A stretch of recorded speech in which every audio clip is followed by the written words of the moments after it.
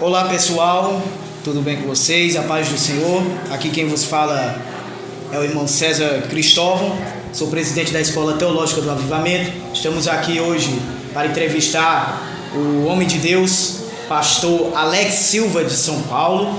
Deus abençoe a vida dele, seja bem-vindo ao EtaCast.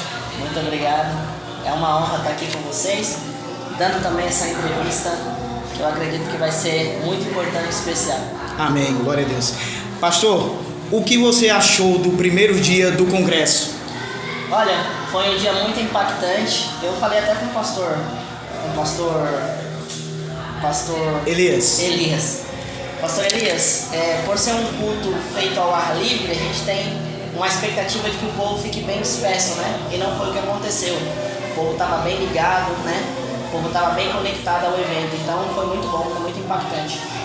Pastor Alex, que bênção. Sabemos que Deus ele operou de forma extraordinária. 2 jovens que estavam afastados, que eram os jovens obreiros aqui da nossa congregação, eles retornaram para Cristo. Nós cremos que o Senhor usou poderosamente a sua vida na ministração da palavra, que o Senhor possa continuar nesta pegada. E qual é a sua expectativa para o encerramento hoje? Já o Senhor vai ministrar? Olha, a minha expectativa é muito grande, né? Eu conversei com o pastor Elias, ele disse que a proposta é fazer uma ministração mais livre, né? Com maior tempo, até também para os jovens fazerem perguntas. Isso para mim é muito bom porque se torna um ambiente onde surgem dúvidas, no qual também a palavra de Deus vai trazer respostas. A gente sabe que hoje dentro da juventude existem muitas indagações, muitas perguntas a serem respondidas e não existe melhor lugar para que isso aconteça do que numa igreja, né? Os jovens buscarem a presença de Deus e eu sei que o Senhor vai fazer coisas poderosas hoje. É verdade. E nós cremos também que os jovens da nossa igreja, da Assembleia de Deus Ministério de Madureira, Campo de Matipó, também eles estão numa expectativa muito grande para o encerramento agora à noite, a qual o Senhor ministrará uma palavra. Pastor, o senhor prega desde os quantos anos? Eu prego desde os meus 9 anos de idade, quando eu comecei a minha jornada mesmo no Ministério da Palavra, mas eu estudo a Bíblia desde os meus 7 anos. Quando eu comecei a ler a Bíblia mesmo de forma intencional e também comecei a fazer alguns trabalhos evangelísticos de rua, né, com outras crianças e adolescentes. Mas aos 9 anos foi quando eu preguei a primeira vez no culto e desde lá para cá eu não parei. Amém, pastor.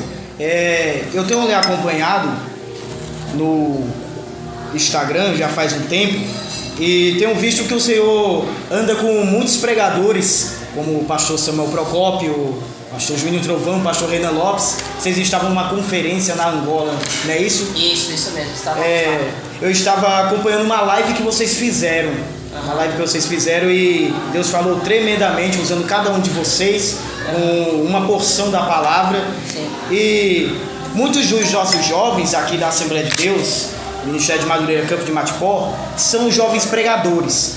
E eu queria que o senhor desse um conselho para esses jovens. Alguns já têm exercido esse ministério há algum tempo, alguns já são teólogos, alguns já são pregadores itinerantes, mas tem uns ainda que desejam e anseiam para ingressar no ministério da palavra. Eu queria que o senhor desse um conselho para estes que desejam e para os que já exercem esse ministério.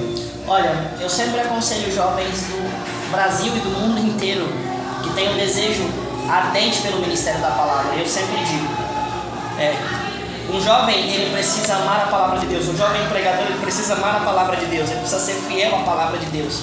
Ele não pode se apartar de uma vida de oração, porque um jovem que ele não ora, ele não consegue ter o que falar. Se você não fala com Deus, você não vai ter capacidade de falar às pessoas. Que ele tenha uma vida intensa de oração, que ele seja um jovem que escute aqueles que vieram antes deles, os mais velhos, os seus pastores, né? Que é como Paulo ensinou a Timóteo, quando Timóteo foi assumir uma igreja local. Paulo disse: olha, aos mais velhos você chame de pais, né? Aos que são da mesma idade de você, você vai chamar de irmãos, e aos que são mais novos do que você vai chamar de filhos. Então existem categorias. Então, que os jovens entendam a importância daqueles que vieram antes, daqueles que estão há mais tempo, que eles se coloquem debaixo da mentoria dos seus pastores, de obreiros que são mais experientes, para que eles não possam cometer os mesmos erros né? Que eles não possam cair nos erros, porque quando você é jovem, você está iniciando o seu ministério, Satanás ele quer te derrubar de todas as formas. E às vezes pela ausência da experiência e pelo excesso de confiança, você acaba caindo em coisas fúteis.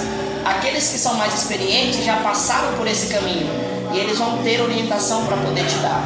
Então, ouvir aqueles que são mais velhos, aqueles que têm mais experiência é muito importante. E um conselho que eu sempre dou, né? Invista no seu ministério. Se você vive no ministério, você investe no seu ministério. E isso é muito importante. Amém, pastor. Amém. Glória a Deus. Porque nós sabemos que o inimigo, ele muitas das vezes levanta pessoas para desanimar adolescentes, jovens, rapazes e moças que têm esse desejo de trabalhar na obra, de exercer o ministério da palavra. E infelizmente muitos desses que se levantam contra a juventude e a adolescência na casa do Senhor têm sido acompanhados por diversos seguidores, mas nós vemos que Deus tem levantado pessoas como o Senhor, que são uma referência, que começaram o ministério desde a adolescência, e nós louvamos a Deus por isso, porque do mesmo jeito que tem se levantado pessoas que muitas das vezes se levantam para se opor ao ministério de jovens e adolescentes, também Deus tem levantado gigantes para defender e motivar os jovens e os adolescentes. Pastor, o tema Primeiro Reino, eu queria que o senhor falasse um pouco deste tema, que é o tema do nosso congresso, do Comadem, o que o senhor achou. Sim, é um tema muito importante, principalmente nessa era onde as pessoas elas não têm a dimensão do que representa o reino de Deus. Mas se você olhar para a Bíblia, como eu disse ontem, falar do reino foi a primeira mensagem dita por João. Depois, logo Jesus também falou a respeito deste reino. É um reino que traz uma mudança de mente, uma mudança de mentalidade. É um reino que internaliza valores dentro de nós, constrói valores espirituais, valores do reino de Deus. Isso é muito importante. Então, para essa era, para esse tempo, esta mensagem é um despertamento. É você colocar o reino de Deus como prioridade. E é interessante que no texto diz: buscar primeiro o reino. Não está dizendo que você não deve buscar as outras coisas. Eu acho que como homem, como mulher, você deve se desenvolver em outras áreas. Mas que aquilo que você busca secundariamente não tome o lugar do reino de Deus na nossa vida. Que o reino de Deus seja prioridade. E quando buscamos o reino de Deus como prioridade, tudo que fazemos para o reino, em prol do reino. Então, se você vai exercer uma função no seu trabalho, você vai fazer com uma mentalidade do reino de Deus. Quem faz as coisas com a mentalidade do reino de Deus, faz para que o nome do Senhor Jesus seja glorificado. Aleluia. Então tudo isso é muito importante. Colocar o reino de Deus. Você vai no ambiente de faculdade, você vai cursar direito. Um exemplo, você vai cursar direito com a mentalidade do reino de Deus. O que isso vai fazer? Vai fazer com que você seja excelente naquilo que você faz. E aí você se torna uma referência. E quando as pessoas perguntarem qual é o segredo para você ser o que você é, para você ter sucesso onde você está, aí você vai dizer: meu segredo é que eu vivo o reino de Deus. Isso é muito importante. Glória a Deus. Aleluias. Pastor Alex, o senhor falando acerca do reino, este reino, ele tem princípios, e esses princípios devem ser prioridade na vida dos jovens. E este reino também tem um rei, né? Sim. Todo reino tem um rei. Sim. E sabemos que o nosso Senhor, ele é o Rei dos Reis e Senhor dos Senhores, e ele tem princípios eternos. Sim. Porque muitas das vezes as nossas gerações, elas têm sido acometidas por filosofias e ideologias que são contrárias aos princípios já estabelecidos por Deus, os princípios do reino. E o senhor falando ontem acerca de gerações, eu queria que o senhor falasse um pouco para o nosso público que há de assistir. Sim, eu falei que o reino de Deus ele é geracional e ele vai transitando entre as gerações, carregando os mesmos princípios. Quando Deus foi falar com Moisés, Deus disse: eu sou o Deus de Abraão, de Isaac e de Jacó. São pais da fé de gerações diferentes que carregavam uma chamada e uma promessa. Então o reino de Deus também ele transita entre as gerações, ele se movimenta entre as gerações, ele é transcendente. Se a gente tem essa visão, essa geração precisa investir na próxima geração. Porque quando Satanás ele quer derrubar uma geração, ele não investe naquela geração, ele investe em uma geração anterior. Ele corrompe uma geração anterior. Se você olhar lá em Gênesis, quando o diabo derrubou a humanidade, ele derrubou a humanidade. Se você pegar o pecado da mulher, foi o pecado da consciência. Só que a próxima geração que vem de Adão e Eva, já não é, o pecado ele já se agrava, porque a Bíblia vai dizer que houve o primeiro assassinato. E aí você vai vendo o que vai acontecendo nas próximas gerações. Eram homens que não respeitavam a Deus, até chegar em Noé, onde Deus decidiu: eu vou mandar um dilúvio para poder destruir essa geração. E Deus só preservou Noé e sua família, que carregava o princípio da verdade, carregava o princípio da palavra, a ponto de Pedro descrever que Noé ele era pregoeiro da verdade. Então tudo isso é muito importante. As gerações, elas precisam ser marcadas pelo reino, elas precisam carregar o DNA do reino de Deus, para que as próximas gerações também experimentem isso. Porque se existir essa lacuna de verdade, essa lacuna de princípios, as próximas gerações vão crescer sem saber o que é o reino, sem entender o que é o reino, e isso é muito perigoso. Pastor, essa questão de passar, eu creio, e graças a Deus nós aqui de Campina Grande, nós temos vivido essa questão de passar os princípios de Deus para outras gerações. Este podcast aqui é um sonho, e o senhor está inaugurando aqui, porque nós temos uma escola teológica para adolescentes e jovens, tanto de forma online como presencial, e este é o nosso objetivo, o objetivo de toda a diretoria, passar ensinamentos que nós recebemos na nossa adolescência e na nossa juventude para essa nova safra que está aí. Sim. Que deseja e tem uma sede por esta palavra. Pastor, o senhor desde novo tem viajado muito como missionário. O que o senhor tem para falar para pessoas que têm o mesmo desejo? Olha, eu sei que esse é um desejo que surge no coração de muitos jovens que estão se dedicando à obra e ao ministério. O que eu tenho para falar para essas pessoas é que elas nunca desistam, independente do problema, independente da dificuldade, porque nós sabemos o quanto a luta é grande, né? Eu não digo que é uma jornada fácil, não é uma coisa que é para todo mundo, né? Você viver o seu ministério de uma forma intensa, se entregando completamente, não é uma tarefa fácil. Então às vezes vai ter a vontade de desistir, como já aconteceu comigo várias vezes. Mas aí você precisa se lembrar daquilo que Deus disse. Deus não prometeu uma vida fácil para ninguém. Jesus não prometeu uma vida fácil para ninguém.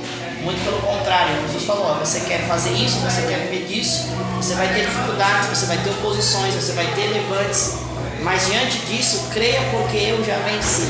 Então a nossa vitória é uma vitória constante, ela não é uma vitória momentânea. Não é uma vitória que comemoramos hoje e amanhã deixamos de comemorar. Todos os dias nós temos o entendimento dessa vitória, porque nós já vencemos o mundo, nós já vencemos o sistema, nós já vencemos o inferno. E a nossa vitória não consiste na nossa satisfação pessoal, mas sim na entrega de Jesus na cruz do Calvário.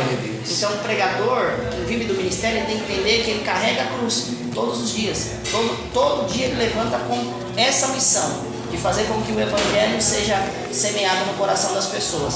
Não desista, continue, creia, persevere, porque da mesma forma que Deus te levantou, Ele também garante a sua jornada e a sua caminhada.